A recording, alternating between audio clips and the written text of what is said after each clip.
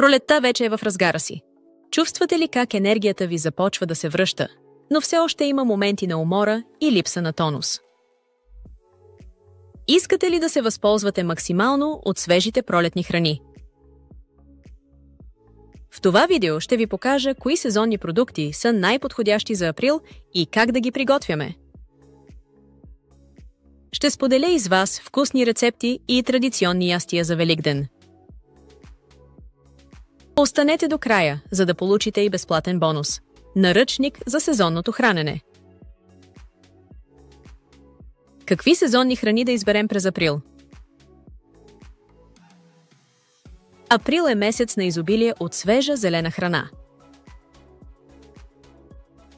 Включете в менюто си спанак, лапато, пат, коприва, киселец, зелен лук и пресен чесън. Също така добавете маруля, рукола, манголд, кейл, магданоз, копър и репички към пролетните ястия. През пролетта тялото естествено се нуждае от детоксикация след зимата. Зелените храни като спанак, лапът и коприва са богати на хлорофил, който подпомага черния дроб и стимулира изхвърлянето на токсини. Освен това, те са източник на витамин С, желязо и магнезии, които помагат за борбата с пролетната умора и подпомагат метаболизма. Плодове през април. Все още са актуални ябълките и крушите, но вече се появяват и първите ягоди от местни производители. Цитрусите все още имат своето място в менюто, особено лимони и портокали, богати на витамин С. Какво месо и протеини да консумираме през април? Агнешко месо, традиционно за Великден, богато на цинк и желязо. Пилешко и пуешко месо, леки и подходящи за пролетно хранене.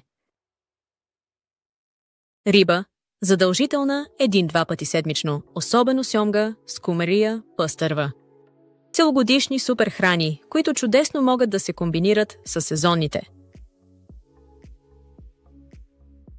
Независимо от сезона, има храни, които трябва редовно да присъстват на трапезата ни, заради богатия си хранителен състав и многобройните си ползи за здравето.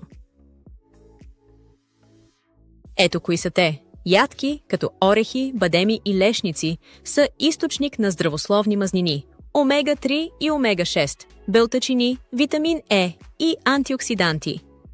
Те доставят дълготрайна енергия без резки скокове в кръвната захар и спомагат за намаляване на лошия холестерол. Още ползи – подпомагат функцията на мозъка и концентрацията и подобряват работата на сърцето и съдовата система. Варивата като боб, леща на худ са богати на растителни протеини, сложни въглехидрати, фибри, желязо и фолиева киселина. Те удължават чувството за ситост и помагат при контрол на теглото. Поддържат стабилни нива на кръвна захар. Подобряват чревното здраве и храносмилането. Подпомагат кръвообразуването и намаляват риска от анемия. Ферментирали храни като кисело зеле, домашно кисело мляко, комбуча, кефир са естествени пробиотици, които подобряват усвояването на витамини и минерали от сезонните плодове и зеленчуци. Поддържат баланса на чревната микрофлора. Засилват имунната система. Спомагат за по-добро настроение и психическо равновесие, благодарение на връзката черва-мозък. Добавяйте тези храни към седмичното си меню. Не само са полезни, но и достъпни, засишищащи и устойчиви. Как да приготвим вкусно и здравословно стулски типу с априлско меню? Ето няколко идеи с пролетен вкус. Супа от лапати картофи, лека, но питателна. Яхния от спанак и ориз с чесън, богата на фибри. Коприва с ориз и яйца, класика за пролетта. Пролетна салата с рукола, маруля, репички и маслини. Баница с лапат и сирене, традиционно и вкусно. Кои са християнските празници през април и каква е тяхната традиционна трапеза? Лазаровден и Цветница празнуват се седмица преди Великден. На трапезата обикновено има постни ястия, баници с лапат, лучници, пити, ориз с гъби. Също така мед, ядки, плодове, обредни хлябове. Великден е най-големият християнски празник. Празничната трапеза включва агнешко месо с пресни подправки, зелена салата с яйце и репички, козунак с орехи и стафиди и, разбира се, традиционните червени яйца, символ на Възкресението.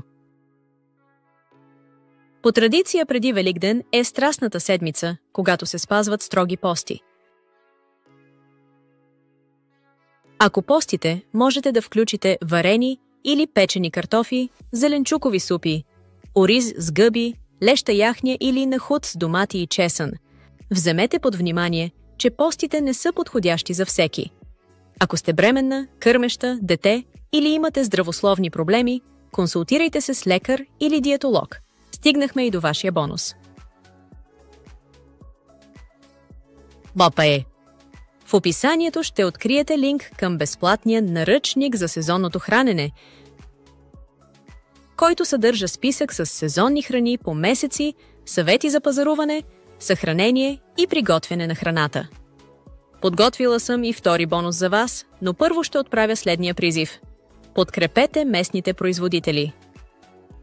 Намерете линка в описанието, на който ще откриете карта на местни производители из цяла България с техни контакти.